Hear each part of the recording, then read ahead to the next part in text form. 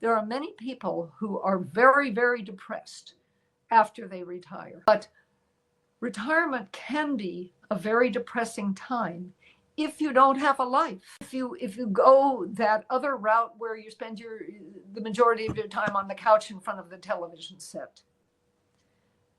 It's very important to know that there's plenty out there for you to get involved in, for you to do. You're still worthwhile. You still have value.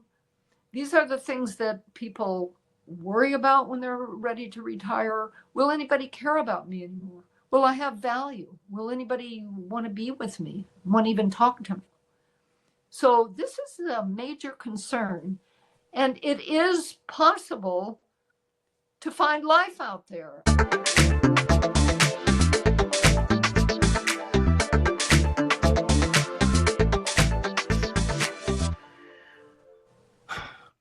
Welcome, everybody. Today we are speaking with Gale Gruen. Gale is her first name, by the way.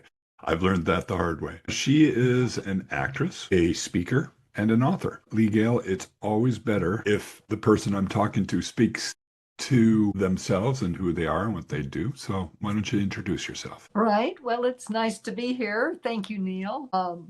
As Neil said, my name is Gale Gruen. I worked for 37 years as a probation officer in Los Angeles County, California. And when I retired, I went on to become an actress. And then I wrote a book and then a second book. So I'm an author also. And I imagine as we continue this interview, what I wrote in my books will come out. Absolutely. So one of the reasons why I find it interesting to talk with Gale is one of the things everybody struggles with is when they retire is, what do I do now? Gale, you weren't an actress when you first retired. So tell us what happened when you retired and what happened before you started finding your passion. When I retired after 37 years, I retired suddenly because I realized that I would be getting a pension that was significant enough that I was working for very little, in effect. So I quickly decided to retire at the age of 60. And I had no plans on what I was going to do with the rest of my life, as far as creativity, as far as my waking hours. I was, bewildered. I was a little depressed. I had all these hours that I had put in working and in earlier years being a mother and a wife. And now I had all this free time with nothing to do. It was devastating. So I went searching for material to read about what retirees do with themselves. And I'm not talking about your medical, your financial retirement. I'm talking about what do you do with the rest of your life to be a vital, contributing human being? Well, there was very little material, and I had to learn it the hard way. Very little material on what I was going to do with myself. What I finally ended up doing, I started doing a few volunteer activities, going to coffee or lunch with friends, actually reading the newspaper from the beginning to the end, things like that. Back when there were newspapers. Back in the old days, right. These were nice activities, but they weren't stimulating. They weren't exciting to me. A friend finally told me about some classes for seniors offered by the local community college. So I went to check them out. And in looking through their schedule of classes, I saw something called a scene study class. I had no idea what that meant, but it sounded like it had something to do with plays. And I always liked plays. And I figured maybe the class just went around the room and everybody maybe talked about some plays that they had seen, things like that. So I signed up and I walked in, and that first day a man walked up to me and he handed me a few pieces of paper and said, "Here, you want to read this with me?" I said, "Oh, well, all right, fine." And he walks up to the head of the room, and the room was filled with people, absolutely filled. And everybody seemed to know each other. They'd been taking the class over and over again for several semesters. And I was the new kid on the block. Nobody talked to me. Nobody seemed to pay attention to me. It was a little intimidating. So the man walks up to the head of the class and he says, well, come on. And I said, where? He said, well, up to the front of the class, we're going to read this scene. Well, I had always had horrible stage fright talking in front of people, large groups. And I was really intimidated then. And I seriously considered leaving. I seriously considered walking out of that room. The only reason I didn't was because I was a mature senior. How could I just slink out? So I went up to the head of the room, very slowly, dragging it out as long as I could. And I looked at the papers in my hand, and it was the first scene from Death of a Salesman. Well, you talk about intimidated. I was devastated. That's a very complex play. Well, we started to read. Everyone was staring at me, and we started to read. And I think my first line or two came out very low and squeaky, very nervous. But within just a few more lines, I became engrossed in the material, and I completely forgot that a room full of people was staring at me and judging me. And I read for 10 minutes. And when I was done, everyone clapped, and that's the protocol. Not that I was so terrific, but I was hooked. I was hooked on acting. I had forgotten about my stage fright. I forgot about my self-consciousness, all of that. And I just loved it. So I continued to go to the class. And a few weeks later, my mother, who had been very sick, finally died. And my father was devastated. They'd been married for 60 years, or 61 years. And I don't know why, but I just blurted out, come with me to my acting class, Daddy. That's what I said to him, just wanting to give him something. Nah, he didn't want to come, And I kept pushing him. I think he agreed to come just to shut me up, actually. And he came to the class. He'd always been a very outgoing, charismatic type of person. And we sat in that class. Finally, the teacher called on him to come up in front of the class with another student to do an improv exercise. And he went up. He was loving it, absolutely loving it. Well, on our way home, he said to me, so what time are you picking me up next week for our class? And he and I continued to go to that class every week for the next 3 years. The class had acting class showcases where they invited the public for free, and students would put on 10 minutes, 15-minute scenes. So my father and I were a team, but I couldn't find any professional material that was appropriate for an 85-year-old man. So I started writing my own scenes. They were dad and daughter scenes based on things that my father actually had done or might have done in that situation, and I just exaggerated them. And they were very well received by the class, by the audiences, and we continued. My father loved it. He just blossomed. And I grew as an actress. I started going out on auditions for real acting jobs. I got an agent. I took headshots. That's what we did back then. We had headshots, which I carried around to all my auditions and handed them to the director. You're in LA, right? I was in LA. I'm now living in the San Francisco Bay Area, but this all happened in Los Angeles. Yes. Okay. And Los Angeles is very conducive to going into an acting job or acting profession. Well, I started booking real acting jobs for money, and I did lots of. They were small things, no big deal things, but I loved it. I absolutely loved it. And by that time, I'd lost my stage fright completely.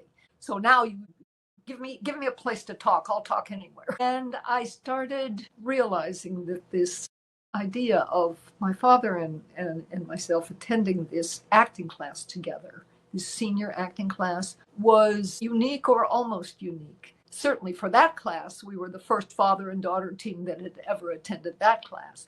So I decided to write a memoir about it. And it took me 9 years from the time I thought of the idea to the time my book was published by a small publisher that I was able to obtain. I kept doubting myself, thinking, who am I to write a book? I had done a lot of writing in my job as a probation officer, but never creative writing. So I wrote the book eventually, after doubting myself and putting it away for long periods of time, not thinking about it. One day I woke up at 3:00 in the morning, not having thought about the book for a couple of years.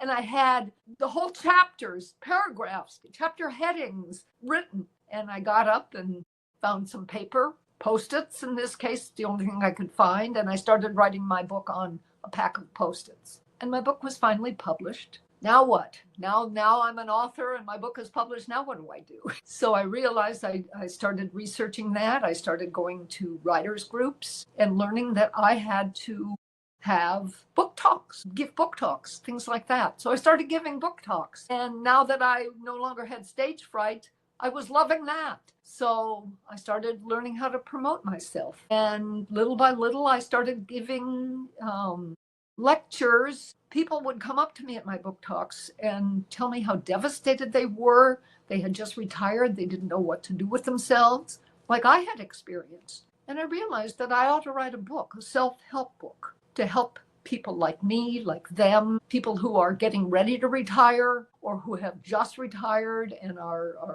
lost, don't know what to do. So I wrote a book called Reinventing Yourself in Your Retirement Years. Find joy, excitement, and purpose after you retire. Then I started a blog based on my book. And I've been writing my blog every 2 weeks for 14 years now. And I share with my audience, my blog followers, my thoughts, observations, and experiences, which I think are pertinent to my age demographic. And my blog is called Reinventing Yourself in Your Retirement Years, just like my book. Interesting. And that's the reason why I wanted to talk with you, is one of the pillars for the Transitions Network is identity and emotional reinvention. Okay. So many questions. Let me get to your thoughts on the reinvention side of things in a sec. I want to understand how you reinvented yourself first. So tried a whole number of different things before you landed onto the acting side of things, correct? Yes, that's correct. Why did the acting stick and the others not stick? The others didn't stick because they weren't stimulating enough. They were interesting, but they got kind of old pretty quick. The acting did a lot for me. It allowed me to express myself. It allowed me to overcome my stage fright, which I'd always had, put that behind me. It allowed for creativity. I think that's why it stuck, because it was exciting and it was something that I could share with others, and people appreciated what I was doing. Is it still exciting? It's still exciting. And I've now moved away from Los Angeles. I live in the East San Francisco Bay Area in a very large retirement community. And I am very involved in our drama club. And I've been in many plays for the drama club. And we present our plays in front of an audience, and they pay not much, but they do pay to come. So, and I've been very much appreciated by the audiences. So it gives me a lot of an ego boost also, but just the process of acting itself, I love, whether I'm paid or not. Do you have an IMDb page? It just occurred to me to ask that question. Yes, I do. Okay.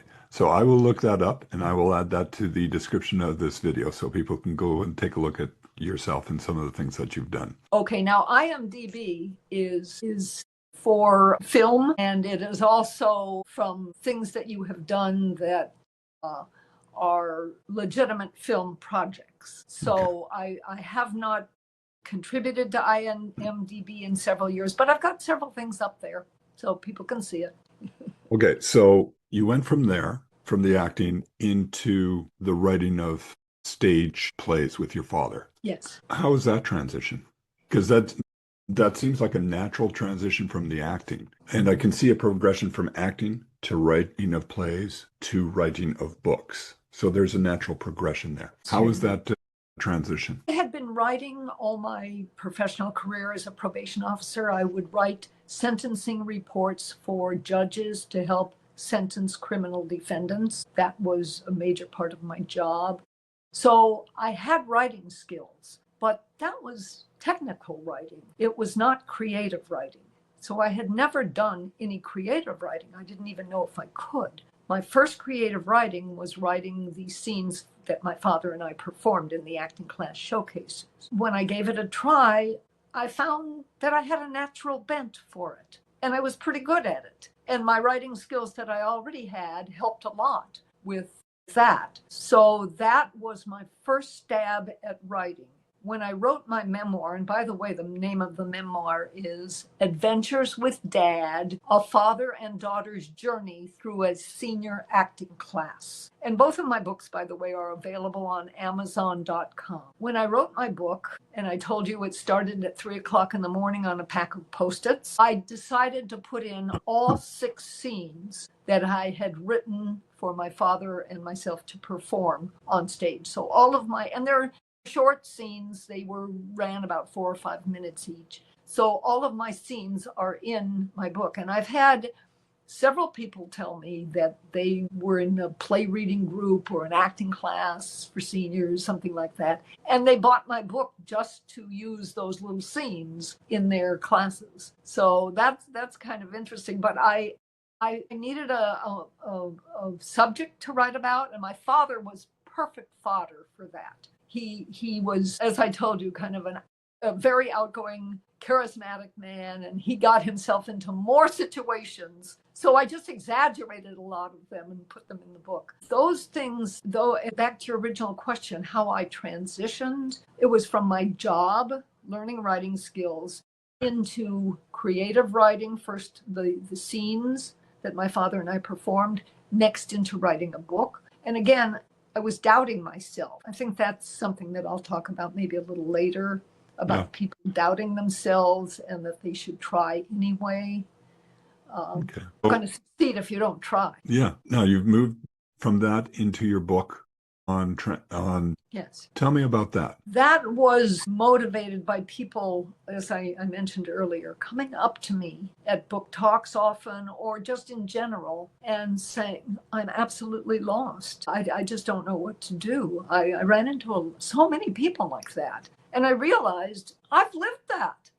I made it. I'm over the hill. And I did it the hard way, the trial and error way. I found a new life, a new purpose. And I have information to pass along to help people. There was hardly anything for me, and I think even now there's hardly anything. You yourself mentioned that to me, that you had a hard time finding anything to tell you what to do with the rest of your life. So I thought, I have this information. I want to give back to the community. So not only did I write my book, I started doing research, and I had my own personal experiences that I could put in the book and research, and I interviewed people and came up with a book all about, why people are frightened to retire, what forces them to retire, or why they retire, what things they can do. I actually have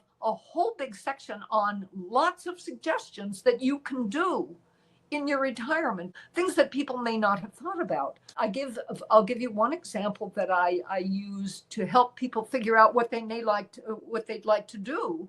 And that is, think about what kind of newspaper articles, or in this case, internet articles or magazine articles that you always read.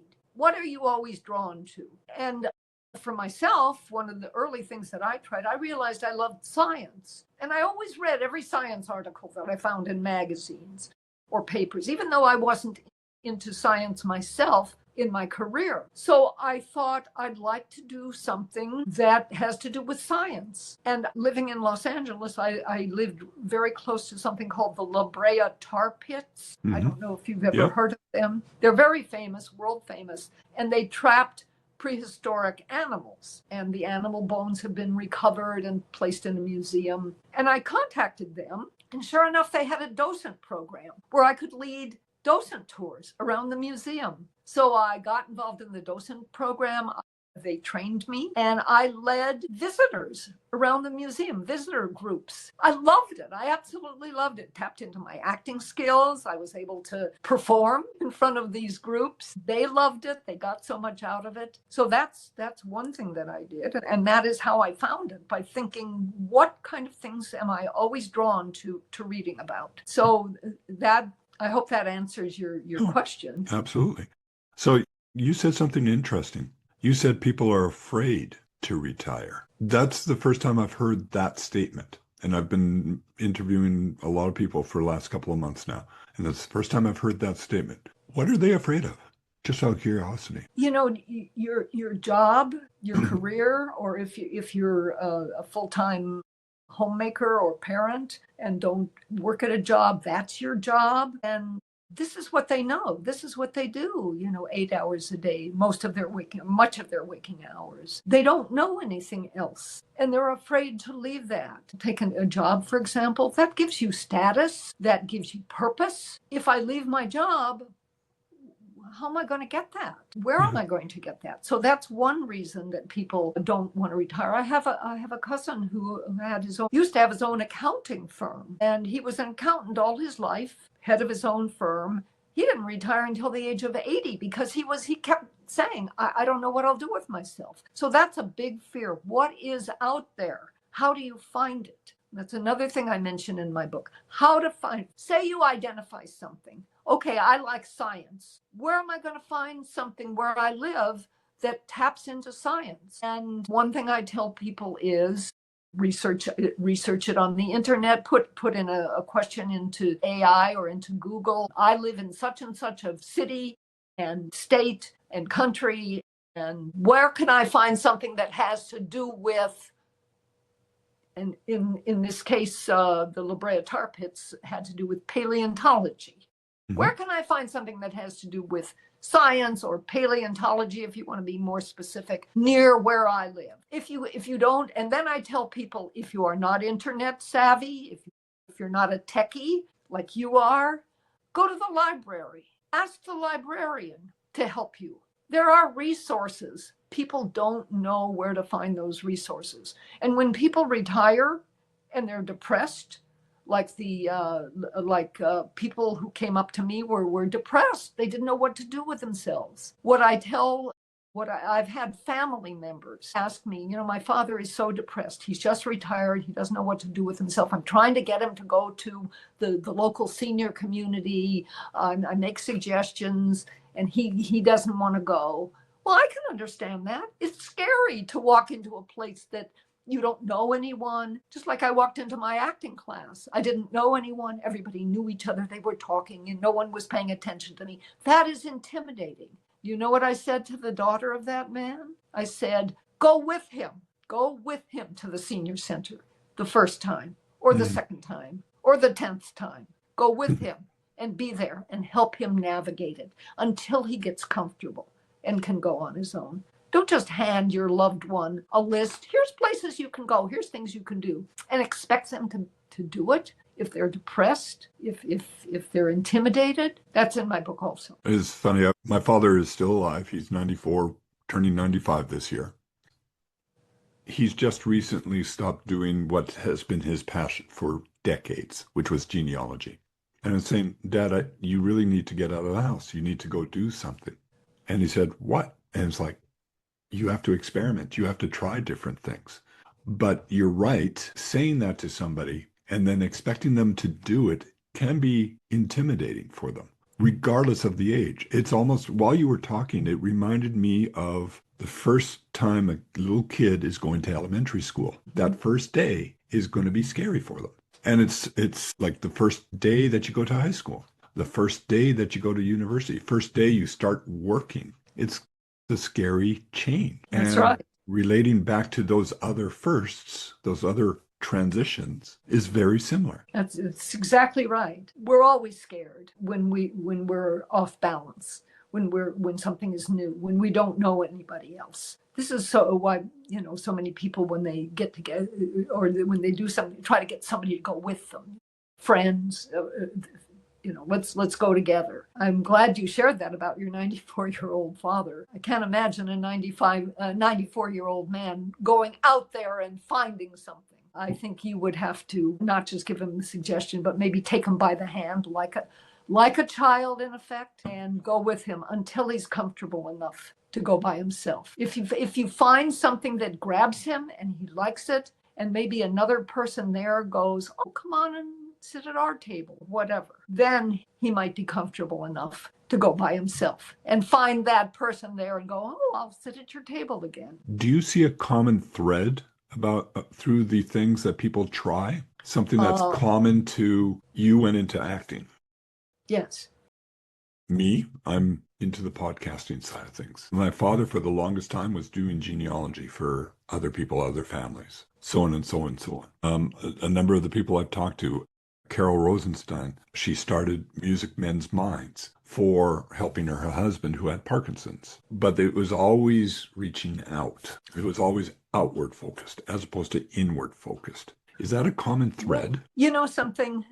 That's actually something else I talk about in my book, the reinventing yourself in your retirement years. You need to be realistic about your personality type. Are you an outgoing person? Are you a ingoing person? Are you uncomfortable in situations where you have to do a lot of talking? You really need to know that and be realistic about that before you find what it is. For example, if you are going to take your father, who is 94 years old, and I don't know your father, but I'm going to let's use that as an example. If he's an ingoing person, I'm not thinking of the right word for that, introverted. Yeah. If he's an introverted person, you're not going to take him to an acting class. So one thing, and I use examples in my book of people I know. I knew it was a friend, her husband was an introverted person, and he finally ended up with a volunteer position at the local museum of history. It was the museum where they have the ancient animals. It wasn't my museum, but it was a natural history. That's what I'm trying to say. Museum of Natural History. And you know what he was doing? And he loved it. He was in the bone, what they called the bone room, where they had all kinds of bones and they were cataloging the bones. And it was an alone activity where he didn't have to interact much with other people. And he was cataloging ancient animal bones. And he loved it. It worked for him. Now, I don't know that that would work for me, being kind of isolated from other people, because that's not my personality type. But it was something that gave him purpose. Yes. So there's gave him purpose. It fit with his personality type. He was motivated on the days that he was going to go there to get to, and this is something else I mentioned in my book. You've got to have something that motivates you to want to get up in the morning, get out of bed, get dressed, and get out of the house. It has to be something that really motivates you. Otherwise, it's just too easy to spend your day walking around the house in your pajamas or nightgown or whatever else it is you wear to bed, not going out. Pretty soon people start to deteriorate in their hygiene. You want all kinds of ways, and you want to find something that really motivates you to get out of that house.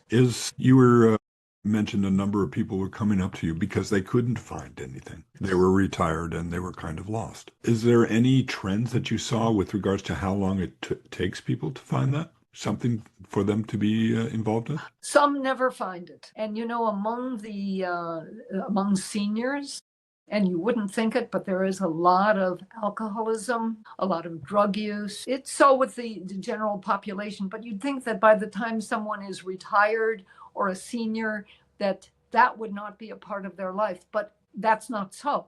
There are many people who are very, very depressed after they retire. Now, they may have been depressed before. I'm sure there's a certain amount of those also, but retirement can be a very depressing time if you don't have a life. If you go that other route where you spend the majority of your time on the couch in front of the television set. It's very important to know that there's plenty out there for you to get involved in, for you to do. You're still worthwhile. You still have value. These are the things that people worry about when they're ready to retire. Will anybody care about me anymore? Will I have value? Will anybody want to be with me? Want to even talk to me? In your job, you were kind of whatever you did, you were somebody would come up to you and ask, or you were an expert, and people would talk to you and you discuss this. If you don't have that to talk about, what are you going to talk about to people? So this is a major concern, and it is possible to find life out there. One thing that I did when I first retired, I heard about a learning in retirement program in Los Angeles, and it was affiliated with the local university, which is UCLA in Los Angeles, University of California at Los Angeles. It was a learning and retirement program for seniors, and I checked it out, and they had classes, and they were called study discussion groups, where the class focused on a certain topic, and everybody in the class was assigned a subtopic to do a little research on and make a presentation on, and then lead a discussion group about it on their given day. I loved that. I was in that group for 6 years, and it was very exciting to me. So I mentioned this in my book. This is something that a lot of people find exciting, going back to school or taking some kind of classes. As I said, I have a whole chapter on ideas on what you might check out in your area that might interest you. Athletic activities, sports activities, things like that. Another thing I do that I love, I take hula dancing in my community. And I just love it. I could just see you in a grass skirt there, Lee Gale.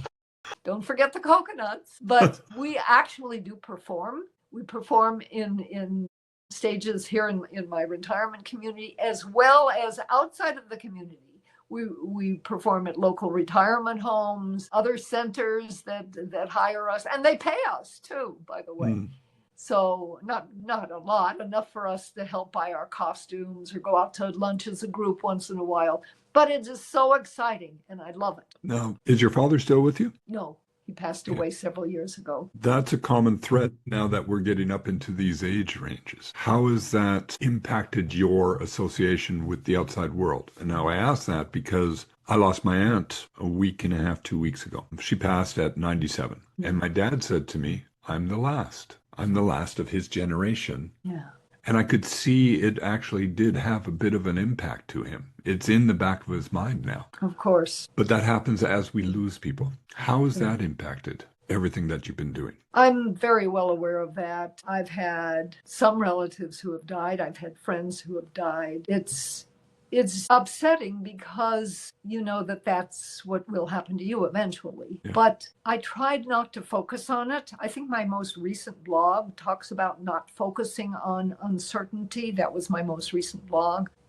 Rather than spending your time looking at that, I try to set that aside. Not that you can't think about that. Of course, it's part of our life. But set it aside and move on with your life.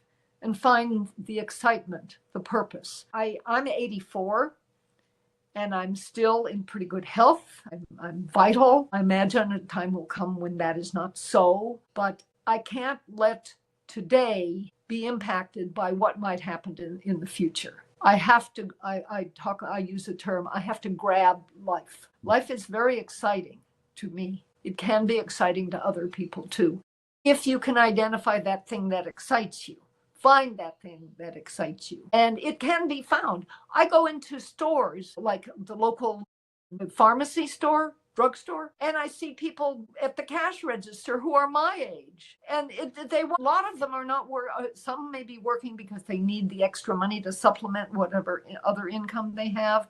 But some are working because it's vital to them. It excites them to get out there and still be productive in some way. So they're behind a cash register. And who knows who that man behind the cash register was in his earlier years. He may have been a CEO of a corporation. Who knows? You also mentioned earlier a gentleman that was an accountant and didn't retire till he was 80. That's right. I interviewed Dr. Catherine Rickwood last week. What she's been doing is all her research and all her work has been around reimagining retirement, because not everybody is ready to retire at 65, 67. One of the things she's suggested is that job sharing seems like an appropriate and underutilized tool where maybe somebody younger would be paired with somebody older and split the job so that there's that transfer of knowledge. You know, this is kind of funny. It wasn't quite a younger, older situation. It was an older situation. It was my parents. My father wanted to go back to work, but not full time and not his old job, just something that he knew he could do. So he found a job as a secretary to a bank executive. She only wanted a part-time help.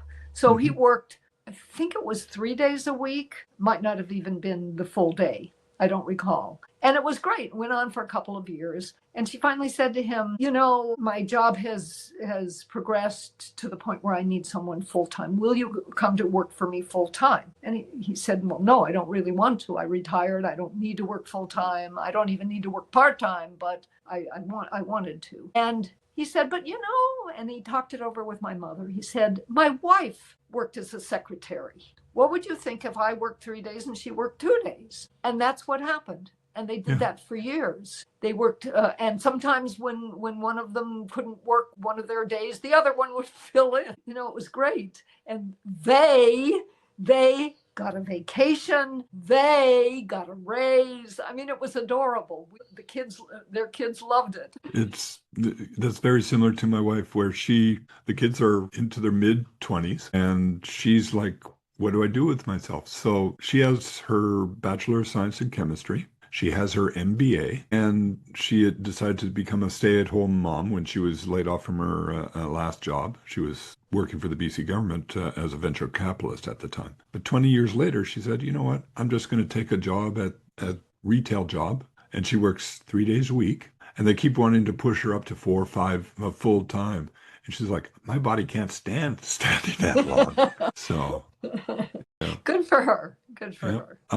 So you've written your book. And you're doing talks with that now? I have for many years given talks. They're actually lectures. I've lectured many times, and one company for a while had me going to different large retirement homes that they own throughout the country. So they were flying me to different locations to give the talk. And the talk is about reinventing yourself in your retirement years. And I actually wrote the book. I think I'm trying to remember which I did first, wrote the book or started the talks. One way or another, they coordinate with each other. The talks are basically the same information that is in the book, but the book, of course, is much longer. The book also has, the first half of my book is based on my lecture. The second half of my book has all my blog posts from the first 5 years of my blog. Right. So that's the contents of that book. Okay.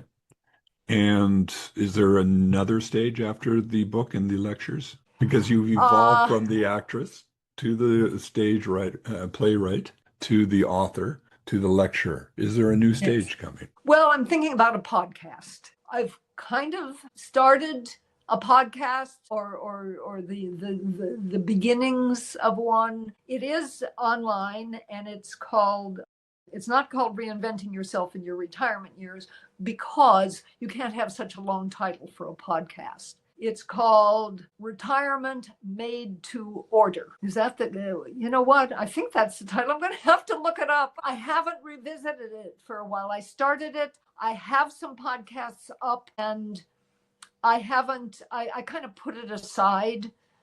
It's a lot of work. I hope to continue it, develop it. And that's kind of where I am. I also hope to put out another book of more of my blog posts. It's been, that book came out in 2020, The Reinventing Yourself in Your Retirement Years.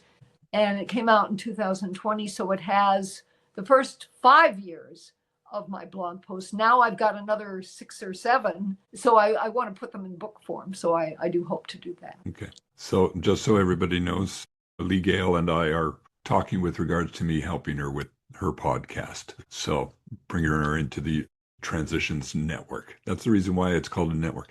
Just as an aside, I had a conversation with a vendor through email, and she thought when I said network, I was talking like a computer network, as opposed to a network of people. It's interesting how people have different connotations. Right. So next steps, just out of curiosity, you found your area and it evolves and it shifts as we go along, because the next thing comes up as a natural progression of the last thing. Yes. That phase from trying to find something to finding your acting, from retirement to the acting. How long did that take you? Well, a good couple of years at least. As I told you, I tried other things. I did 2 or 3 different volunteer positions, travel. I was traveling, getting together with friends, flopping around, trying to find trying to find a good fit. Yeah. And each was fine, but short term, and not didn't sustain for too long. Another thing to consider, by the way, is what, and I do say this in the book, try lots of different things, not just a few things. Because if you just try a few things and they don't fit and you get discouraged, doesn't mean there isn't something out there that will fit you. Try lots of different things, and try different things than you're used to. I was never an actress. I was scared to death. Anybody had told me that I would have to get up in front of a group of people and perform a scene. No way, no way. I kind of fell into it. But because I did, it was pure dumb luck. I found a whole new life, and a whole new life that I never would have dreamed of. I never would have sought out. So try lots of different things. You might find something that you never realized that is exciting to you. On the other hand, you might try things that you do know. If you were a teacher, for example, you might try tutoring students. Maybe that is the thing that continues to excite you. I interviewed Dr. Riley Moyne around a month ago, I guess, and he fell into the retirement side of things, the understanding what's going on, just as you have. And what he did was he documented and wrote a book called The 4 Phases of Retirement. The first phase is that vacation phase where you retire and you get to do whatever you want. You think it's a great vacation. And then 6 months to 2 years later, it's like, is that it? And you go through a phase of loss and you realize you don't know who you are anymore. You don't know what to do. That desperation, that depression, that's that loss phase. The reinvention phase is the third phase. And he went through 14, 15 different things until he fell into his niche. And now he's found his niche, just as you found your niche. So I think the message to people is you're going to go through a lot of things until you find that one thing. You can't let the fact that you've tried a lot of different things depress you. Just to understand you're trying to find what is you. Yeah. That's so true. I remember this is a little simple example of something that can show you that there are other things out there that might excite you that you never even knew about. I had a class in the Plato Society, the Learning and Retirement program that I was in, and that particular class had to do with Antarctica, and the subtopics were passed out to everybody, pick out of a hat, and one man picked something and he was very unhappy about it. I don't know anything about this, and I was a blank, blank, blank in my career, and that's what I know about. I don't like this subject. And no one was willing to trade with him. He, left class, at the end of class, he grumbled his way out and blah, blah, blah. Well, when it was his turn to present, he was so excited about his subject that he had picked. He said, I never even knew about this. And this is so exciting. And he gave this whole wonderful talk and led this discussion group about it. We don't know what's out there unless we check it out. And even something that you hear about and you go, nah, that's not for me. That's what I would have done with acting if someone had suggested it. It may be for you. You don't know unless you try it. Yeah. So I would strongly encourage people to try lots of different things. But again, consistent with your personality type. Yeah. If you are an extrovert, introverted type of activities just may never work for you and are a waste of time. And vice versa. And vice versa, of course. So that's what I strongly suggest. I think that's a great piece of advice, which is what I always ask people at the end of the interviews. What's that one piece of advice? And I think you just naturally progressed into that. Oh, okay. Lee Gale, thank you very much for taking the time. I really appreciate it. For everybody, I will post links in the description for Lee Gale's books. I will find her IMDb page and put that link in there as well, just so you can see a little bit more. And your blog. And look forward in the next few weeks to when Lee Gale can join the Transitions Network once she and I have had further discussions around this. Don't forget to like and subscribe the video. It always helps to get more people aware of it and pass the information on to others. Remember, I did forget one thing. I do have a website Okay. where people can read about my books, also see things about my acting. It's legalegruen.com. I will make sure that that is put into the description as well. Thank you. Gale, thank you very much. Thank you. It's been a pleasure.